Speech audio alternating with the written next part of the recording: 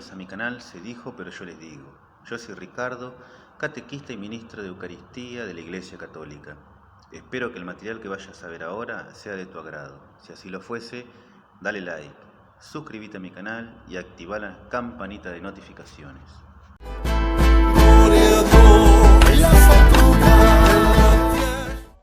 Cuando era pequeño, adolescente, me acuerdo haber visto una película titulada Mi pobre angelito. Un niño, un jovencito, que se encontraba solo durante una Navidad en casa de sus padres y lejos de ser la encarnación de la candidez y de la bondad, hacía tremendas diabluras.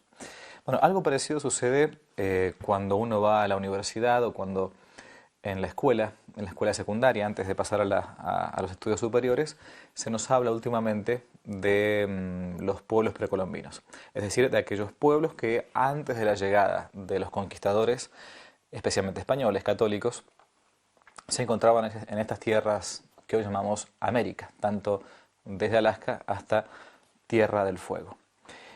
Y esto no es por el acaso, sino que es una idea que ha venido girando desde hace muchísimo tiempo y puntualmente, si uno se pone a hacer un poco de historia a partir del siglo XVII aproximadamente. Es lo que se conoce como la leyenda negra acerca de España y la leyenda rosada acerca de los pueblos precolombinos, hoy llamados, entre comillas, pueblos originarios. Bien, estrictamente hablando, es difícil decir que todos los pueblos precolombinos eran originarios.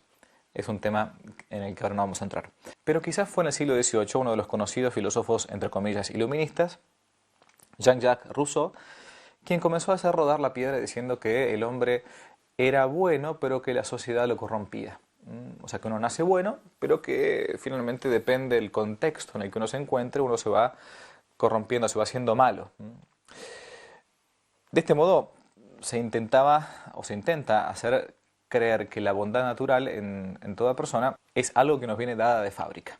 Entonces, indios buenos por naturaleza, españoles malos por naturaleza. Todo conquistador tiene que ser sí o sí malo.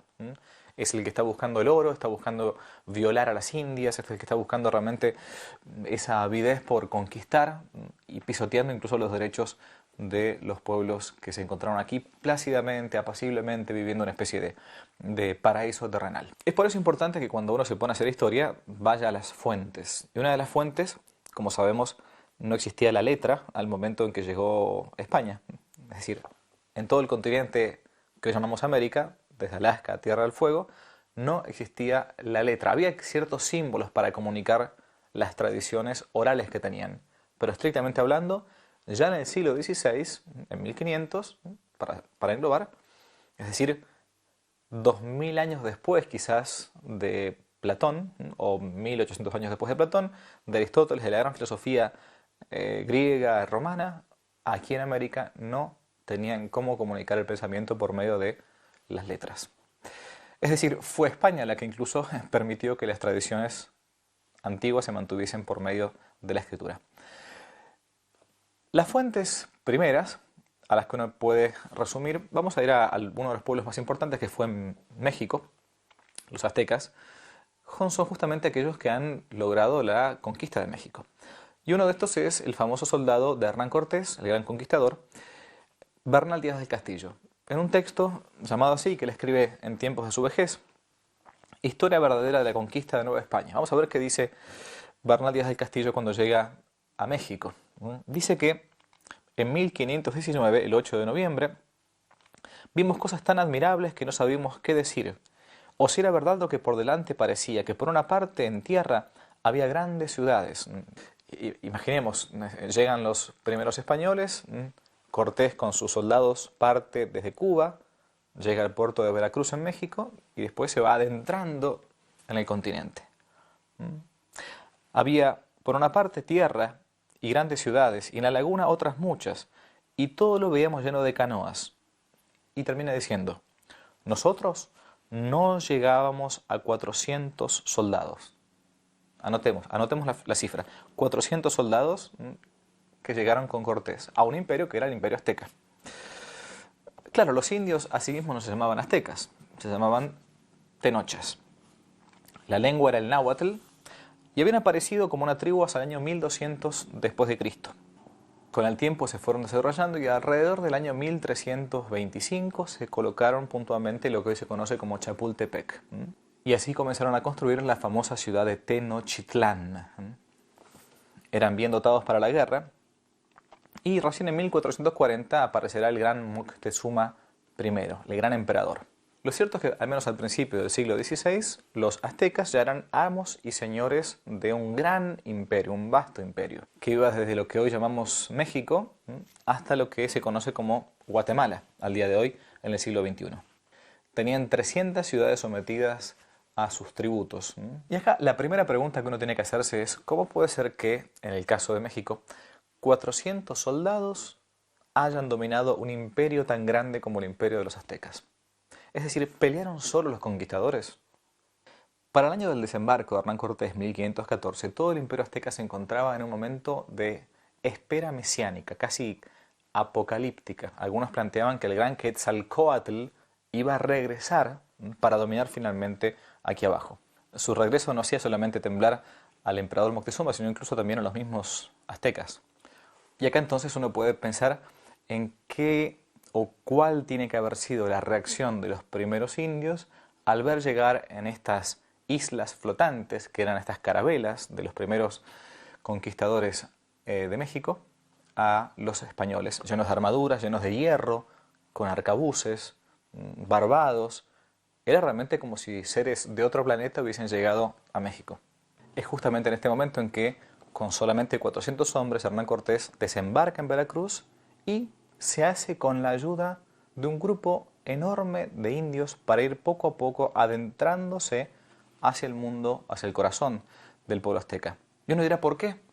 Y porque habían ciertos intereses de parte de las tribus vecinas que hacían que fuese bueno para ellos aliarse con estos conquistadores venidos casi del espacio. Y esto es un punto importante que incluso los apologistas de los pueblos originarios no les queda otra opción que reconocer que los mismos aborígenes ayudaron a los españoles en su conquista del imperio. Así, por ejemplo, Vaillant, un apologista del imperio azteca, dice que muchos de los pueblos sometidos recibieron a los españoles como a sus propios libertadores, a raíz de que el gobierno central trataba cada vez más despóticamente a las naciones vasallas. Es decir, había un cierto descontento con el imperio central, por lo cual entonces el resto de las tribus se habían rebelado, se estaban rebelando. Y esto porque, como todo imperio, los aztecas cobraban impuestos.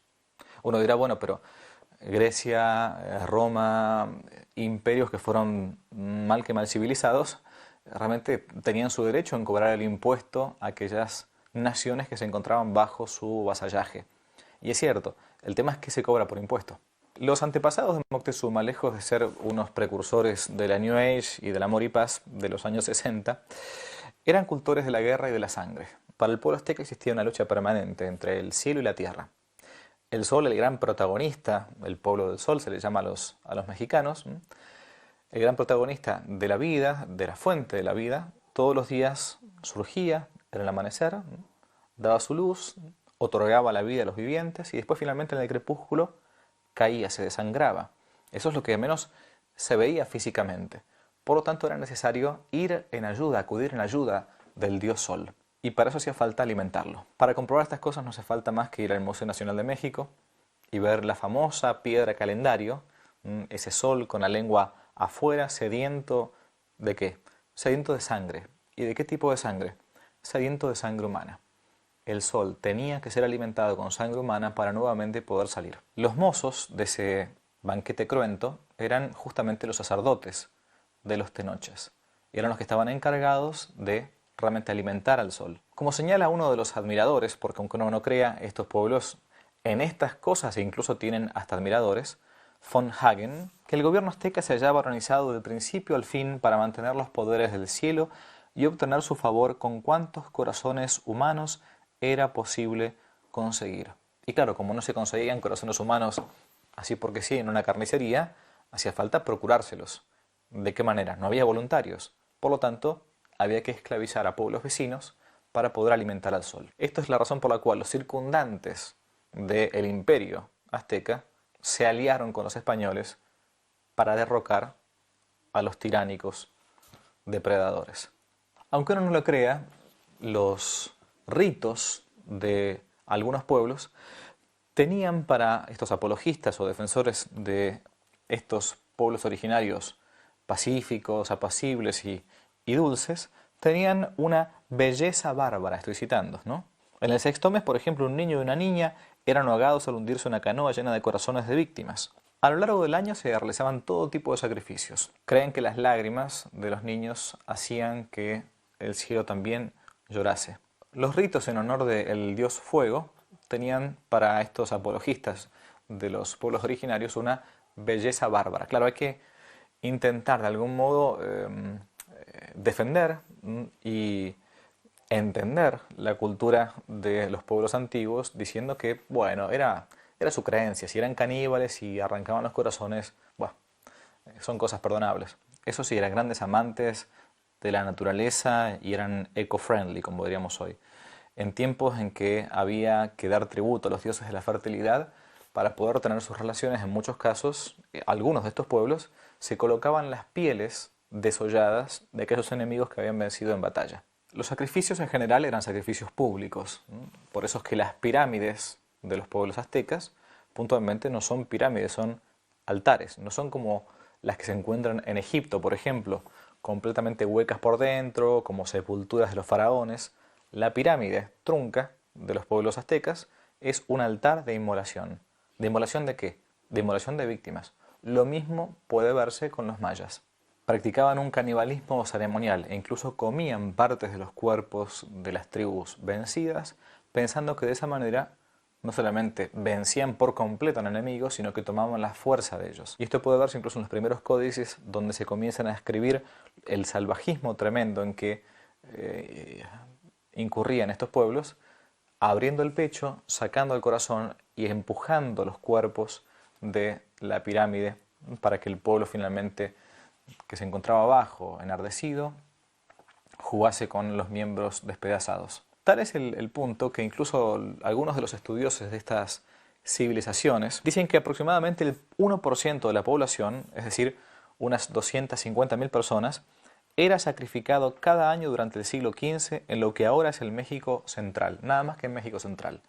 Tengamos en cuenta que, según las estadísticas de aquellos sociólogos de la historia más importantes, Rosenblatt, por ejemplo, se plantea que en toda América, desde el norte hasta el sur, había entre 13 y 15 millones de personas. Nada más que entonces en el siglo XV nos encontramos con aproximadamente 250.000 personas sacrificadas cada año en lo que hoy es el México central. Todo era una rueda.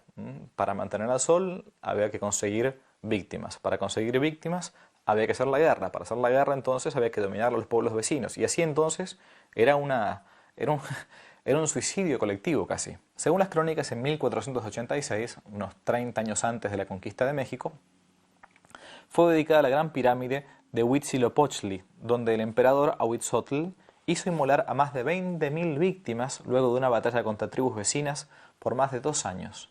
Tal es así que uno de los apologistas de estos pueblos precolombinos, Jacques Sustel, plantea, cito, que si los españoles no hubieran llegado, la hecatombe era tal que hubieran tenido que cesar el holocausto para no desaparecer, hablando puntualmente de los aztecas. Pero este fenómeno no solamente se daría entre los pueblos del norte. También, y es cierto, que no son los mismos los habitantes de entre los aztecas, que entre los incas, que entre los mayas, que entre los guaraníes, que entre los pampas, los tehuelches, los iroqueses, al norte, en Canadá. Vamos a ver un par de párrafos de un famoso historiador que es don Enrique Díaz Araujo. Dice así que el holocausto de seres humanos como víctimas ofrecidas para apaciguar a los dioses fue puesto en práctica por aztecas, mayas, muiscas y quichuas. La antropofagia estaba vinculada también con el culto religioso. Por razones rituales la practicaban iroqueses, aztecas, chiriguanos, guaraníes. En el Perú se llegó hasta el reparto de tierras y mujeres entre los indios por un funcionario especial llamado Tocricoc. Sahagún describe entre tristes cortejos de esclavos que caminaban flemáticamente hacia la muerte. Como no había animales de carga, el caballo llegó también con España. Los esclavos, los vencidos en guerra, eran tomados como brutos animales de carga. Esta forma de transporte se generalizó en Perú a pesar de la existencia de la llama. Había prostitución y frecuentemente los plebeyos cedían a los nobles sus hijas como concubinas. La poligamia era posible en la medida del varón. Era costumbre de los chibchas que el tributo al cacique se pagara con mujeres y esclavizadas tenían hijos con aquel. Los niños se convertían en manjar de sus padres en actos de canibalismo repugnante. Los vencidos en las guerras eran muertos o esclavizados. En el primer caso, ciertas parcialidades como los caribes, los guaycurúes y los jíbaros cortaban sus cabezas y las exhibían como trofeos de guerra, mientras que los incas, pueblo que en el lenguaje actual hubiésemos llamado como de imperialista, construían tambores con la piel de los vencidos y quenas con sus huesos. No fue tampoco mejor la suerte de los mayas, ¿no? El pueblo llamado por algunos los griegos de América precolombina, ¿no? Encargados de erigir templos para estudiar los astros, supuestamente los más cultos. La rueda no había sido inventada todavía. Se erigieron estructuras simétricas de piedra, pero la escuadra, el compás, la plomada, la balanza y las pesas no habían sido inventadas todavía. Vinieron con España. No habían llegado a idear los remos o las velas para propulsarlos a los botes. Usaban únicamente la pala y el timón era totalmente desconocido. Las famosas minas de hierro en Potosí fueron finalmente descubiertas por los españoles, ni siquiera por los habitantes de lo que es el Perú. Pero también uno puede llegar perfectamente a ver cómo es un pueblo por medio del arte que consume.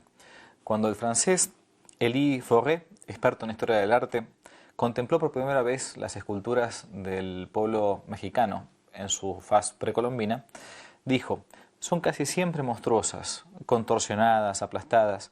No es posible distinguir más que montones de carne palpitante y despedazada, masas de entrañas, pilas de vísceras. Como es natural pensar, este tipo de culto, ¿no? Quizás uno dirá encubierto o no encubierto. En más de un caso, uno leyendo a los primeros misioneros de estas tierras americanas, se encuentra con esta frase: a este pueblo antes de bautizarlo hace falta exorcizarlo. Antes que evangelizarlo necesitamos exorcizarlo puntualmente, porque tiene costumbres que no son normales, ¿no? Que no eran normales ni siquiera en tiempos precristianos, como fueran los tiempos de los egipcios, de los griegos o de los romanos. Y estamos hablando de 1500 años después de la venida de nuestro Señor Jesucristo. Se encontraban en un estado decadente, al punto tal entonces que fue el conquistador y el evangelizador el que elevó esta cultura de un plano subhumano a un plano más que humano, a un plano cristiano. Claro, uno dirá, no todos los pueblos precolombinos fueron así. Ciertamente, es verdad, no todos los pueblos precolombinos fueron así. Pero cuando se habla de la bondad natural de los pueblos americanos antes de la llegada de la conquista y la evangelización de América, se engloba en una bondad natural a todo el mundo. Por lo tanto, se comete una doble injusticia. Por un lado, plantear que todo aquello que estuvo previo a la conquista de América y evangelización era de una bondad, de dulzura y de amabilidad natural tan grande que fue destruida con la llegada del hombre blanco. Por un lado, la leyenda rosa respecto de los pueblos originarios, y por otro lado, la leyenda negra respecto de España, que aquí cuando vino lo único que hizo fue destruir todo, matar, violar, cometer un enorme genocidio y destruir una cultura que era pujante, buena y humana. Ni se puede caer en la leyenda negra contra España, ni en la leyenda rosada contra España. Ni se puede caer en la leyenda negra contra los pueblos precolombinos, ni en la leyenda rosada contra ellos mismos. Es importante que uno vaya a las mismas fuentes para poder saber cuál es la verdad de la historia.